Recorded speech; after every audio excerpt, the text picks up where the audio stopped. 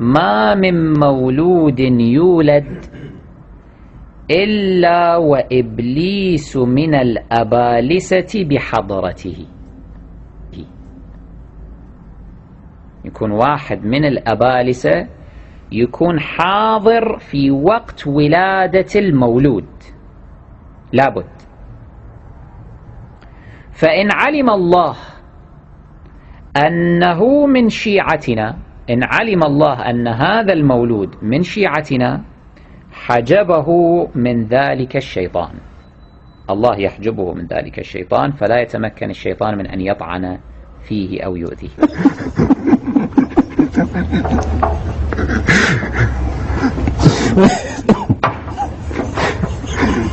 وإن لم يكن من شيعتنا أثبت الشيطان إصبعه السبابة في دبره فكان مأبونا.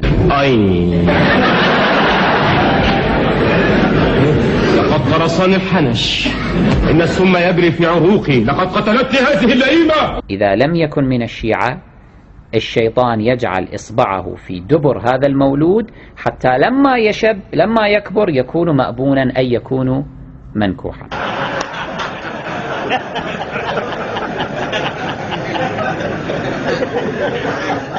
فإن كان امرأة، هذا المولود لم يكن ذكرا، فإن كان امرأة أثبت في فرجها، وضع إصبعه السبابة في فرجها فكانت فاجرة.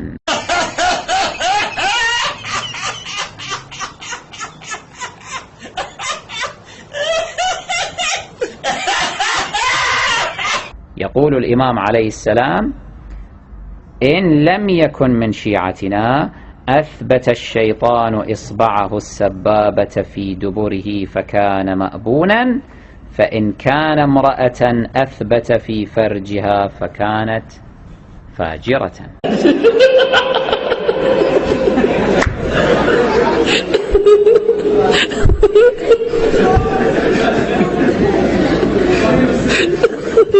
إن لم يكن من شيعتنا أثبت الشيطان إصبعه السبابة في دبره فكان مأبونا، فإن كان امرأة أثبت في فرجها فكانت فاجرة.